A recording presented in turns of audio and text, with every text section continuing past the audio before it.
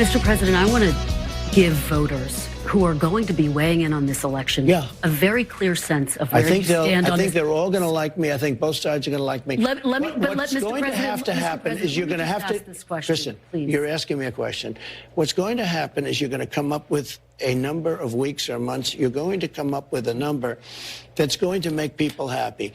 Because 92% of the Democrats don't want to see abortion after a certain period of time. If a federal ban landed on your desk, if you were reelected, would you sign it at 15 weeks? Are you talking about a complete ban? A ban at 15 weeks. Well, people are starting to think of 15 weeks. That seems to be a number that people are talking about right now. Would you sign that? I would sit down with both sides and I'd negotiate something, and we'll end up with peace on that issue for the first time in 52 years. I'm not going to say I would or I wouldn't. I mean, DeSantis is willing to sign a 5-week and 6-week ban. Would you support that? You think that? First off,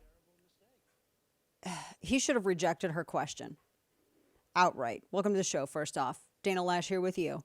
Listen coast to coast. You can stream the radio show, YouTube, Facebook, watch the simulcast, channel 347, DirecTV.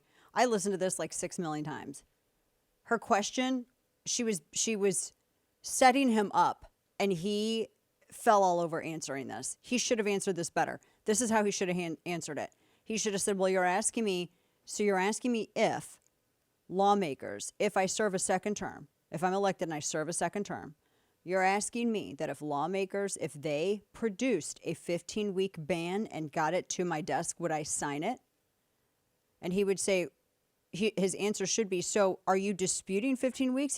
He should have said, yes, I would sign it if lawmakers gave that to me and put it on my desk. And then he should have circled back and said, the bigger question is, why would Democrats go against Americans? He doesn't need to it feels like mentally he's searching around for anything he can use as a distraction.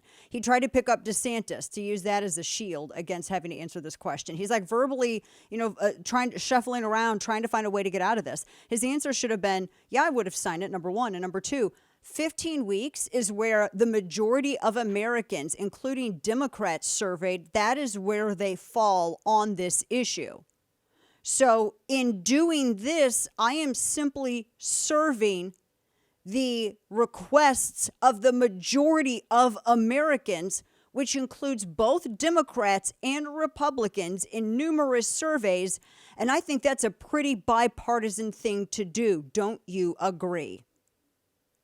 That's rhetorically shivving her. That's how he should have answered this question. That shocked me. I was shocked. I know everyone's focusing on, he slammed DeSantis with this. And can we just stop for a minute with the primary stuff? Get that aside. The way he answered that question was like Biden levels of mess. I don't care if you love him or not. Be honest. Do you want him to win? If you want your guy to win, then you want them to answer questions to the best of their ability. That ain't it. I mean, I took that, she was trying to set him up for a fail, and that should have been a softball for him. How in the hell are you the president whose Supreme Court actually ends Roe v. Wade, and you can't answer that question? You're not helping the optic of this is my legacy. In fact, he should be embracing this, and he's running from it. I don't understand this. He should be embracing that legacy, and he is not. But this is what Democrats are trying to do, and this is how he helped them. They are so desperately trying to use the abortion boogeyman as a get out the vote apparatus for 2024, because heaven knows their policies by themselves aren't doing it. Their policies aren't doing it. They campaigned so hard to make 2022, the midterms, a referendum on abortion after Roe v. Wade. And you remember Lindsey Graham, right after that happened, and that was when he introduced this federal ban proposal, and it totally conflicted. Republicans were doing really, really well pushing on the economy, and it stunted all Republican messaging on the economy because Lindsey Graham thought he was going to pull a stunt and grandstand for himself. Now, you realize that you can still be pro-life and also be a good strategist. if you are running Leroy Jenkins style out in the middle of stuff and hurting your own cause, then you're a really bad strategist, and overall you're hurting your pro-life activism. He ended up giving them, if your goal is to protect life, you don't snatch defeat from the jaws of victory after Roe by giving Democrats this fear-mongering narrative that they're going to use to reduce Republican victories. Literally the only people who are going to vote to advance the interest of life, by the way, right as people go to the polls. He played right into that. Oh my gosh. Now they're going to keep going at him on it because they found a weak spot. They're going to hit him with this every chance they get. Now, all my pro-life friends, I'm pro-life, but I mean the activist friends who that is their sole thing. All of my friends who are heavily involved in pro-life activism, that's all they do, they are apoplectic over this. They have been railing at him for the past 2 days. Now you've created a problem on the right. And, I'm talking to I've got friends who are pro-life friends. They're like, I'm not voting for him.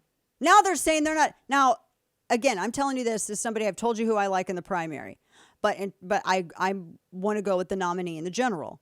But they're telling me that in the general, oh my gosh. I'm like, oh my God. Okay, we're not even having this conversation right now. It was a bad answer. He did not help himself. He hurt his cause so bad just then. I've listened to this. This is now the 5th time that I've listened to the entire interview. I've listened to it 5 times. It doesn't get any better. The GOP is simultaneously criticized. There's a war within the GOP, and it's not on the position of life. It's on the position of strategy.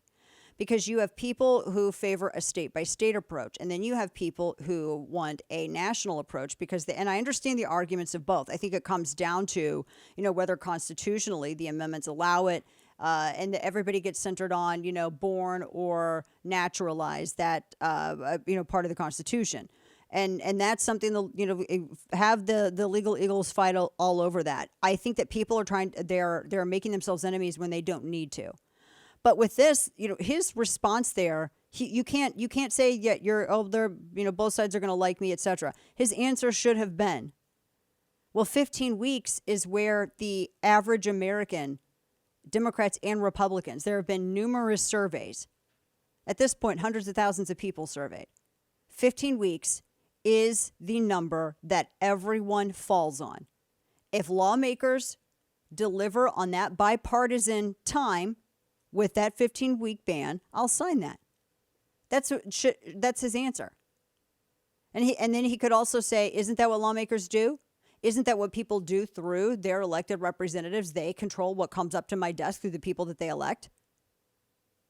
They are trying to get his answer and use him as a fear-mongering apparatus to drive the abortion narrative again during election. And he helped them because he wasn't ready to just nix that answer. And it's not hard to answer. It's not a hard question. And and then to sit here, and then he ends up making another mess. I don't care what you think of Trump or DeSantis. I don't care who you like right now. I don't care. My gosh, I don't even care. What he was defaulting to, well, where can I go I need to find a read to hold on to. And then he goes to, well, I didn't like how this governor did this. And because he wasn't careful with how he said it, now you have this soundbite where he is slamming red state governors for signing something. Mike DeWine signed something. He signed an abortion ban in Ohio. I didn't hear nobody in that camp going after Mike DeWine, but I'll be damned, they're going to be butt kissing and brown nosing him because they're going to want that endorsement. Now you have this where you have a Republican contender for president who's now slamming Republican governors for signing these bans in their state, saying specifically that the signing of those bans in the state was bad because he wasn't careful with how he answered. That's the question he answered, and that's a quote he gave. As opposed to what works in one state doesn't work in all. You have to have different strategies. If you are so thirsty to take every option that is handed to you as a way to try to get a political jab in at an opponent, at some point you're going to be taking poison. You got to stop. He should have been prepared for that. Again, that is the president who was in office with the Dobbs case that undid Roe v. Wade. If he wants to make that could be part of his legacy. He shouldn't be running from it. He was the president in office when that happened. He should not stumble on these questions. I cannot stand, as I said, unforced errors. I cannot stand them. And his staff should be freaking out over this answer and making sure he never, ever stumbles like this when answering a type of question like this again. You can't use the excuse that he's not a politician anymore.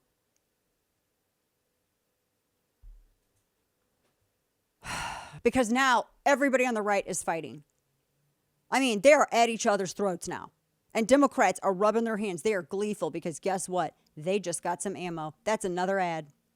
That's an ad. And they'll use it to go after Republicans and to incite more division within the GOP. 2024 is it, guys. The question you should be asking yourself is, who do you want to be replacing Clarence Thomas when he retires? Do you want it to be Democrats or do you want it to be Republicans? That's the only question that matters. Everything else is noise.